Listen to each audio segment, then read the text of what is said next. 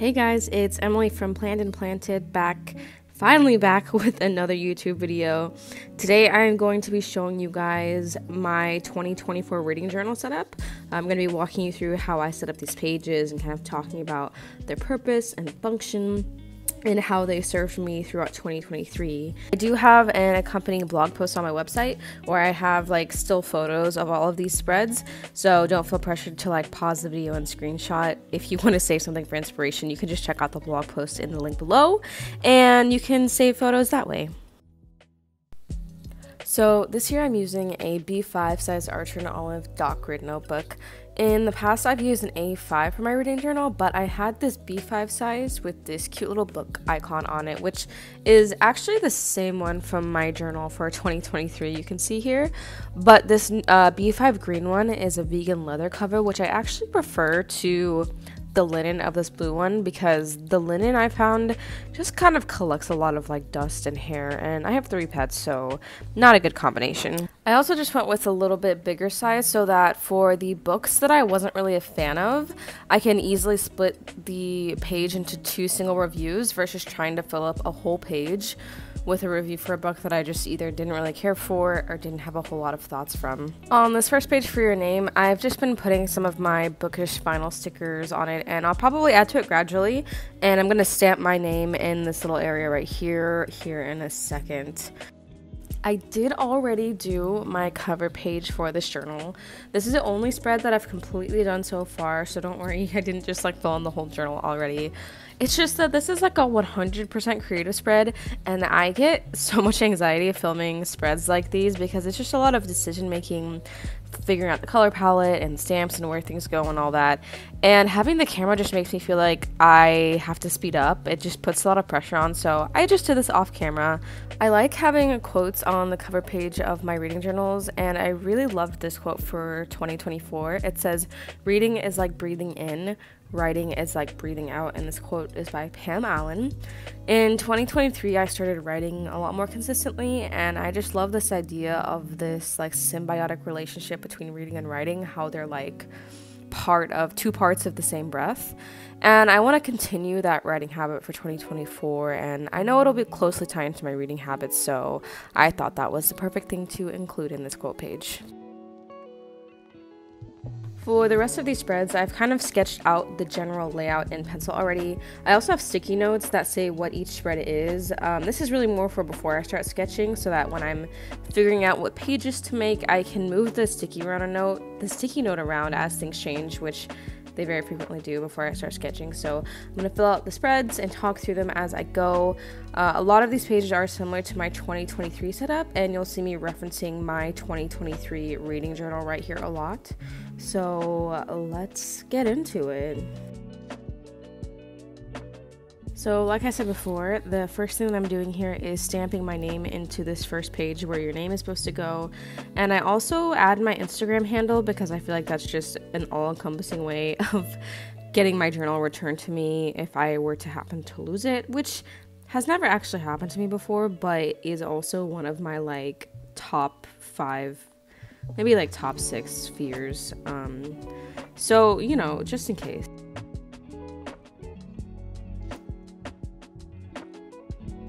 Next up is my 2023 reading recap and stats review, something like that. I'm going to write it down and you'll see in a sec. But this is basically a page where I put all of my reading stats that I collected for 2023. And you might be like, hey, why are you putting this in your 2024 journal and not your 2023? And that's because I like seeing it. I like seeing the previous year stats in my current journal when I'm flipping through, because it's a better way of holding myself accountable too. Like if I see that, you know, maybe I didn't read a whole lot of books by queer authors or by, you know, women or by people from this certain country, then I can know and I can keep that in the forefront of my mind as I go through the year and say, hey, here's where I am struggling to diversify my reading. So that's the reason why I put this in the front of my 2024 journal. So here's an idea of what it looked like last year and a rough idea of what it will look like this year eventually once I get to it, because I don't know if I really haven't talked about this on YouTube very much, but I am 18 weeks pregnant right now, and my partner is in the military, and we're also moving to Hawaii from the East Coast here in like 2 months. So there is a lot going on right now, and especially in the next few weeks. So I really don't know how much time I'm gonna have for journaling, but I know I will get to it eventually because this is one of my favorite like yearly recap spreads to make. So it's gonna happen. Just keep an eye out on my Instagram, because once I finish, I'll post a still photo of it there.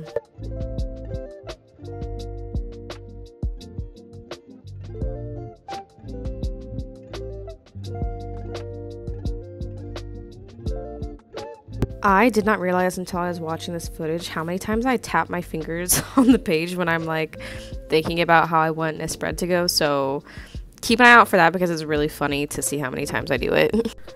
This next spread is for tracking new book releases for 2024.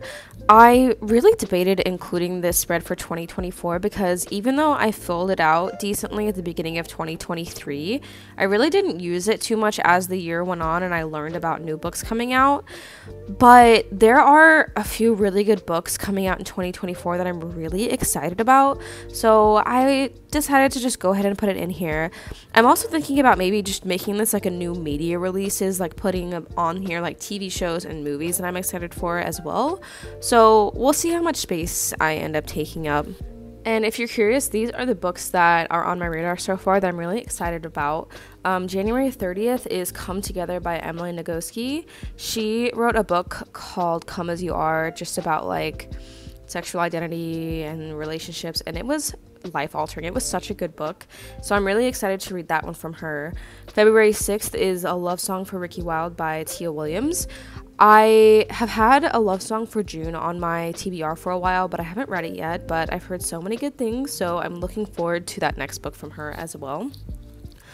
March 5th is This Could Be Us by Kennedy Ryan.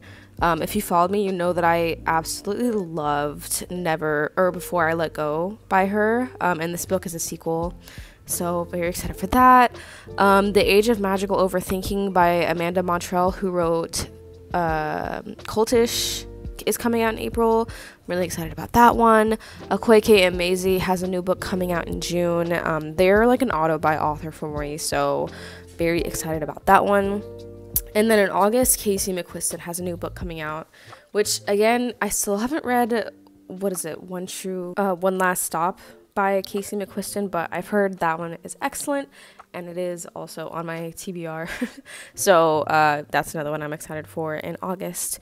If you have any books that you're excited for 2024, let me know in the comments, because I would love to have more books on the spread to keep an eye out for, so I can get some pre-orders in and all that good stuff. I also need to point out that I make several mistakes in the spread, and as you can see right now, I'm like correcting some of the mistakes, because most of the time people just see the finished photos on Instagram and you can't really see the process of if I make mistakes or not. And I do make mistakes. I am human. It happens very often, and you just get over it. You learn ways to fix it. You either cover it up with white out, or cut out some paper to put over it, or a sticker or washi tape or whatever. As my good friend Claire from online says, it's just paper. It's not that serious. Mistakes are fixable, and even if they're not, that's okay.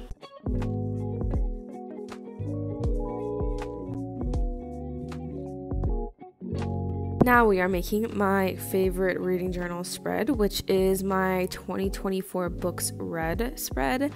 This one is a Dutch door, meaning that I'm like cutting out this top piece of paper so that the title is used for both like pages, even though there's like extra space.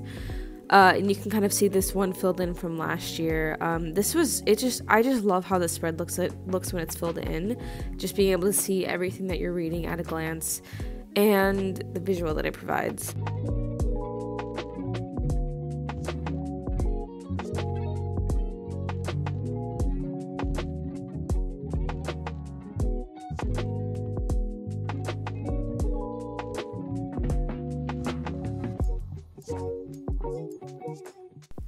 Also, a note, which is that all of the supplies that I'm using, well, most of them are linked in either one of my blog posts below or my Amazon storefront.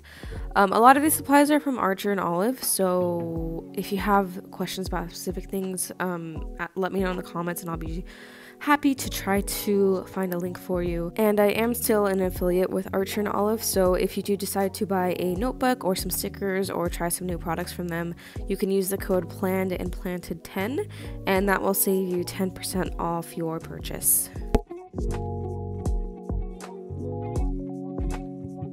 And before you ask, yes, this craft organizer that I use to store all of my washi tapes is on my Amazon storefront.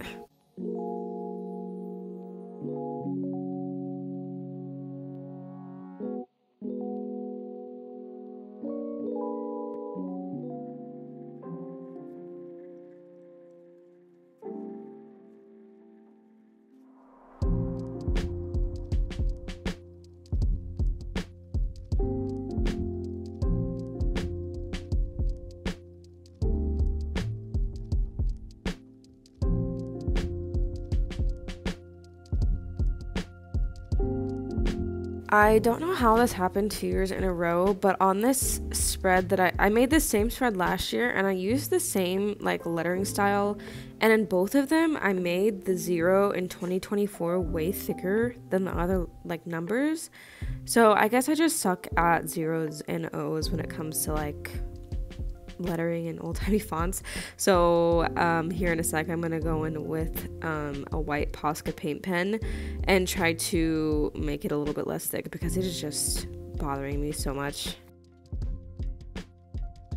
And truthfully, this single layer of white paint pen really did not make a whole lot of difference, so later on after the camera's off I go in with a few more different white pens to do some more layers to make it a little bit less obvious. But like I said again, you make mistakes and you just figure out how to fix them or live with them. So right now I am making all of the individual squares where my book cover photos will go eventually, and they were really tiny for my 2023 journal, the A5, so I like having a little bit more space this year to make them bigger. And then I am using these 5-star stickers from Alicia Marksit on Etsy. I really love her 5-star stickers, and I used them in my journal last year as well. And I'm very lightly penciling the number of squares just so I can have an idea how far I am on my reading goals when I'm looking at this. And I kind of skipped that second page because I just did not feel like doing it on camera. I'm sure you guys don't feel like watching me do that whole thing again, so I just will fill out in off camera. This next spread is pretty simple. It's just a 5x5 squares, and it's going to be my reading bingo spread. So I use each square to put a little prompt or challenge for myself. And some of them aren't really challenges, like sometimes I'll put stuff I know I'll do, like read a book about writing, or read a book with an ace main character, stuff like that.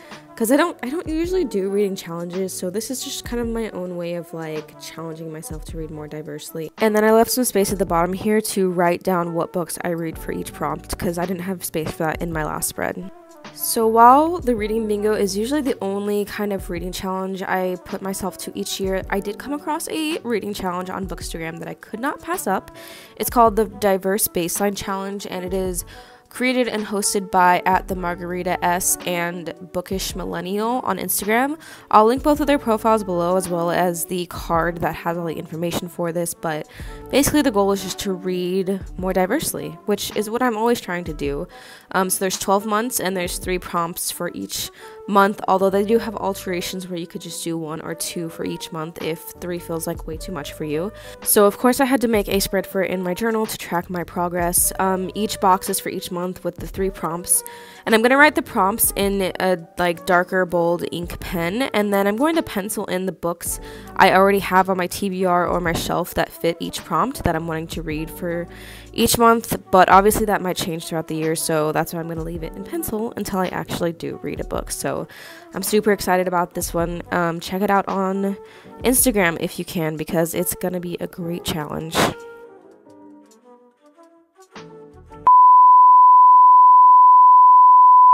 So I actually filmed this video in 3 separate days. This is the second day of filming, which is why the lighting is different, and I'm wearing my pajama shirt instead of what I was wearing in the last video. So yeah, the first spread of this filming session is one of my most infamous spreads, which is my bookshelf tracking spread where I track the genre for each book.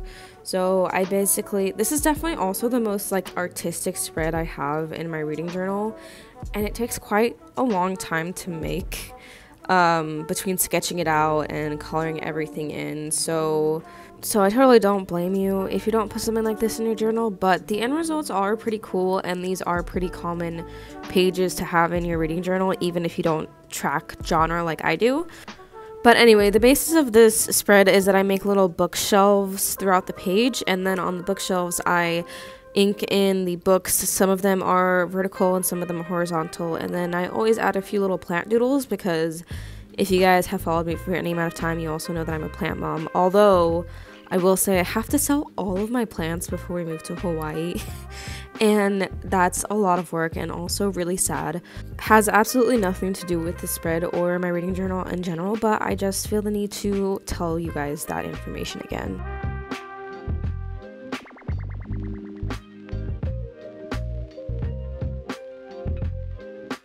Now that the bookshelf itself is inked in and everything, I'm making the little key on the side.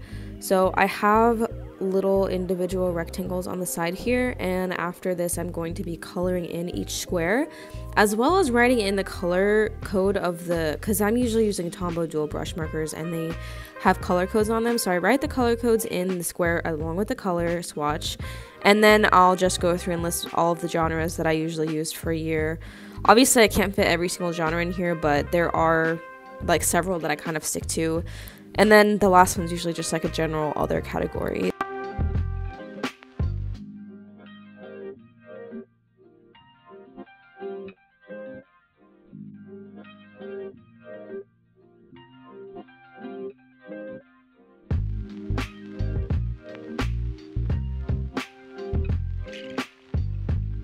And then the very last step after all of that good stuff is done is to color in the plants and the plant pots and add some little designs to them, some little extra details to just kind of make it pop, since it's not really very colorful until I start finishing books and filling it in.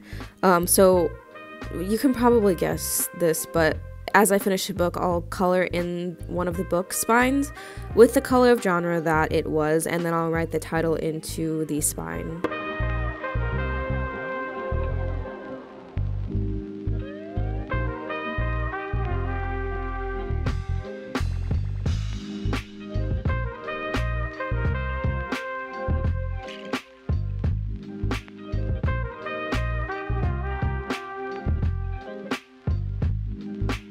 And we are on to the next one. This one is going to be my format and publication year tracker. This is where I'm going to track what kind of format I'm reading, so if it's going to be ebook, audiobook, or digital, as well as what year it was published.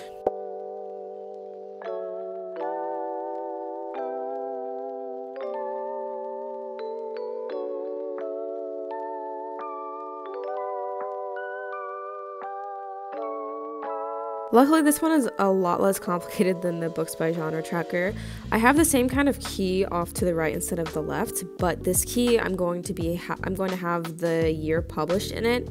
And the four most recent years, so like 2024, 2023, 2022, and 2021, are all going to have their own color, because those tend to be the books that I read more often than not. And then after that, like for the rest of the 2000s, I go by every 5 years, and then between like 1900 and 2000, I do every 10 years, just because I don't really read that many books from before 2000, so I can still kind of get an idea for how old a book is, but without writing out every single year for the last like 124 years.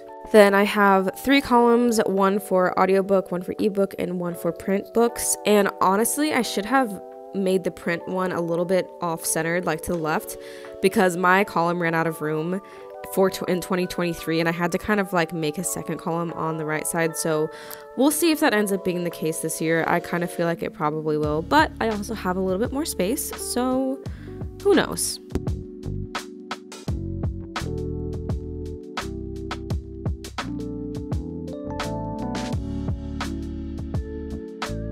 This page on the left is going to be my reading goal tracker page. This one is also fairly simple. I just make a bunch of tiny little boxes on the page, and I'm gonna skip through that part because, again, y'all don't need to see me do that because it takes a long time. But yeah, 1 square for each number of books that I want to read. Last year I made it 64 books thinking that was going to be way too many, and I actually ended up reading 67. So this year with the extra space I have 70 boxes, which I think is still a little bit ambitious for me considering all of the life-changing events happening for me in 2024, but I would rather have too many spaces than not enough, you know?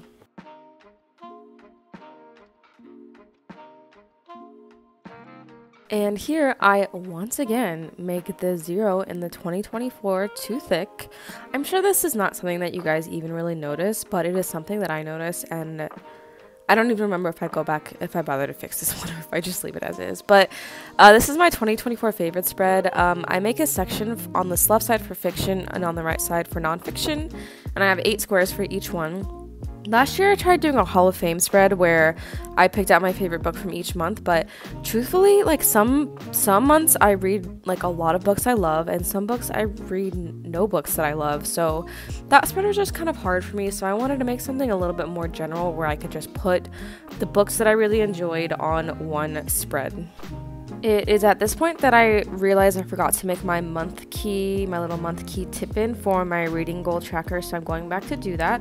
I just cut off a little extra square of doc grid paper. I keep a bunch of scraps in a box off to the side, and I'm making a little key so that each month, basically so that when I'm filling in my reading goal tracker with a book that I read, I can track it by month so that I can see easily oh, I read 4 books in January and then 6 books in February.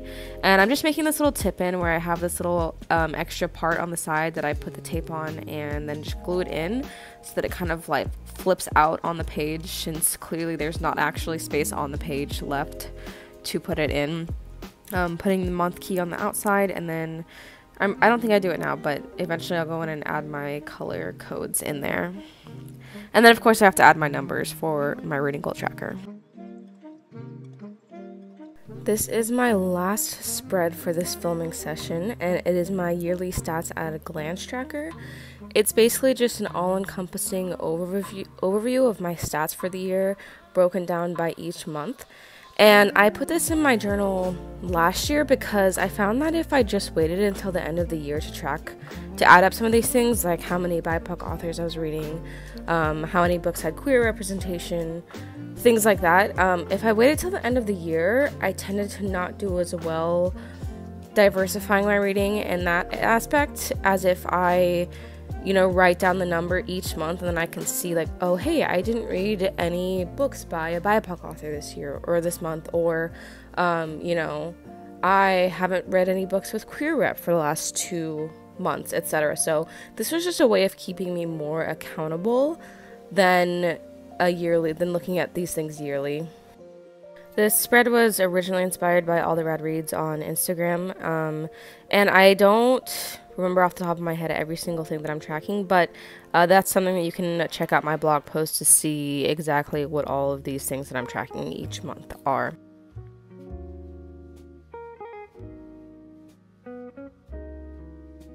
Okay, we're finally on the last day of filming here, and I just want to let you guys know this originally was 4+ hours of raw footage that I cut down into 35 minutes, so please pat me on the back for that because it took a long time, which is why this video is up now and not 3 weeks ago. Also because I got sick with COVID, so there was a lot of things happening. Anyway, this is my library savings tracker. I originally got this idea from Allison at Booksta and Bujo on Instagram to track the books that you get from the library each month. I did this in my last 2 journals, and I think in 2022 I saved $550 by using my library, and last year I saved for 2023 I saved $430. So this is a really fun thing to keep in my notebook, and the setup is super simple. I just have a row for the month, the title, the author, and then the retail price of whatever book I got from the library and ended up reading. So this is just a really fun thing that I like to include in all of my reading journals.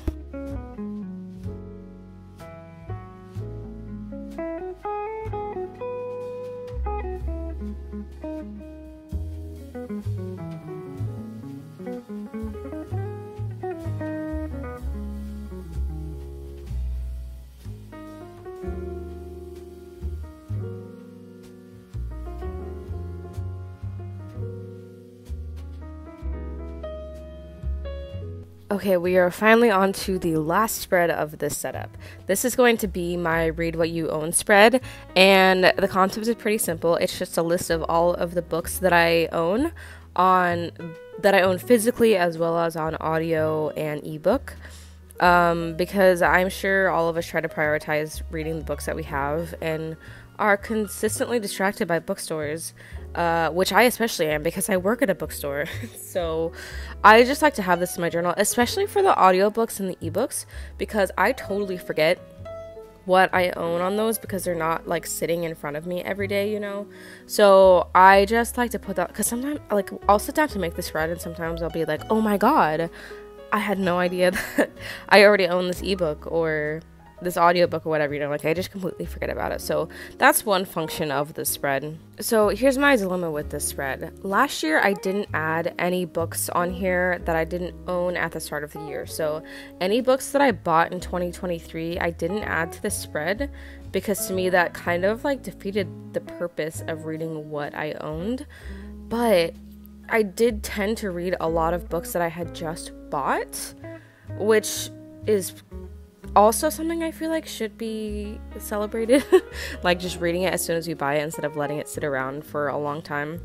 So I think this year what I'm gonna do is, once I have a book that I've owned for over a month without reading, I'm gonna add it to this spread, and everything else will be considered like a new purchase that I end up buying, because that is a stat that I track in my journal. So let me know what your thoughts about that are, because I've kind of been trying to think about a way to do it, because I only read like 6 books off my TBR shelf that I already owned, that I had owned prior to 2023 starting, and that just felt really really sad, even though I probably read like 10 books that I had like purchased like shortly before I read them. So I think that's what I'm going to do this year.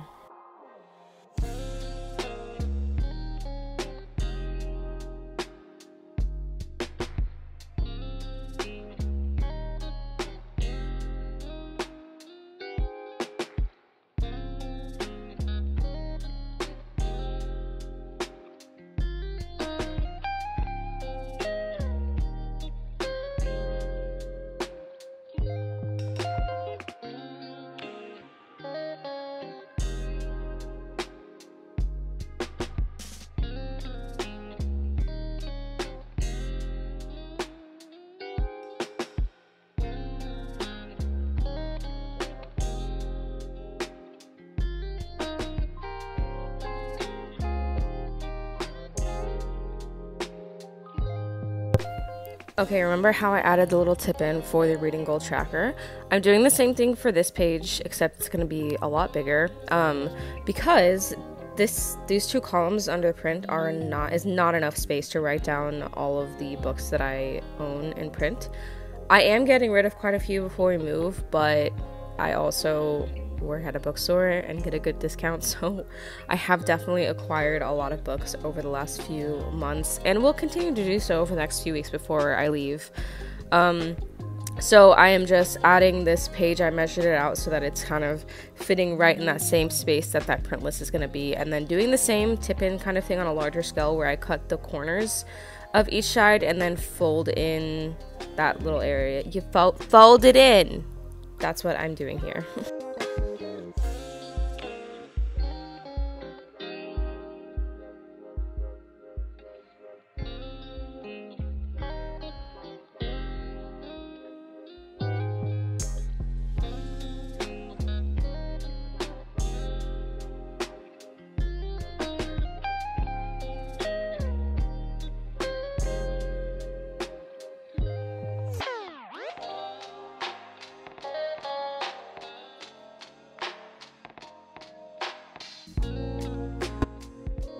As you can see, I'm having some trouble getting this like glued into the page just right. I keep putting it in and then it's not even, so I unstick it and then glue it in some more.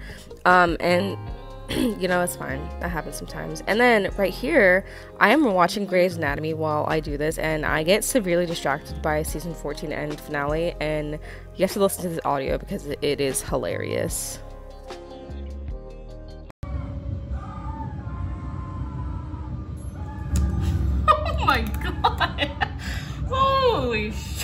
So yeah, that was my first time seeing that season finale, and what happens is one of the characters gets kidnapped by a rapist and ends up setting him on fire, and I was not expecting that to happen, so I had to pause the journaling momentarily to make sure my eyes were not deceiving me.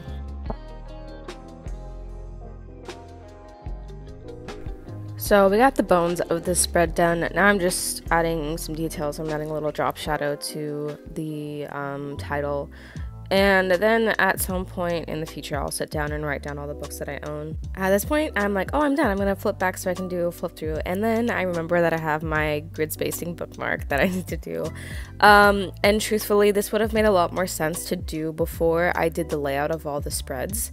But I didn't remember to do that. But if you watch my, or if you look at my 2023 setup flip through video from last year or the blog post, I talk about this grid spacing bookmark and how I implemented this in my reading journal last year instead of using just a grid spacing guide on the first page, because I found that flipping back to the first page every time I was making a spread just was not as feasible. So I cut out a little like sliver of paper from the back of this journal, and I'm making this grid spacing bookmark that has the same information, but I can move it around my journal and like hold it up to the page as I'm making it, and it just makes things a lot easier. I absolutely do not have the brain power to explain to you exactly how I set this up, but I did follow a YouTube tutorial by Tracy Ravel, who also does a lot of journaling content. So I'll link that video below, and you can go watch that and ask her on her video if you have questions, because I probably can't answer them.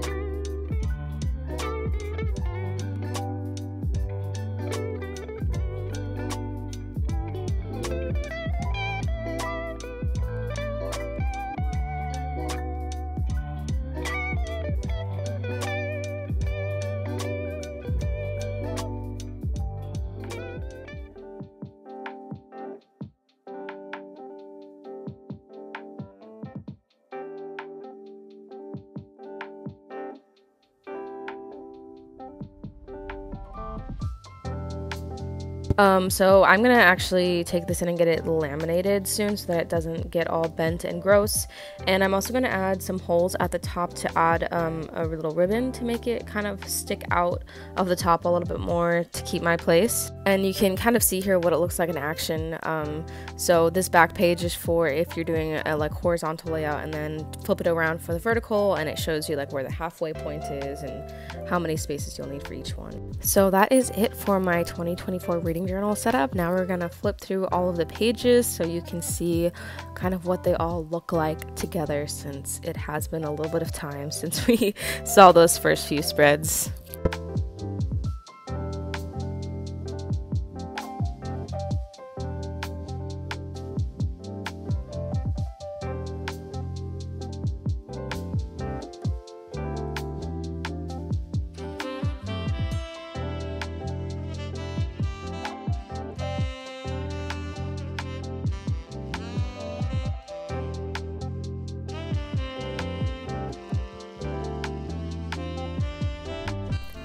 Thank you guys so much for watching this video and for supporting my channel and blog and Instagram page, all that good stuff.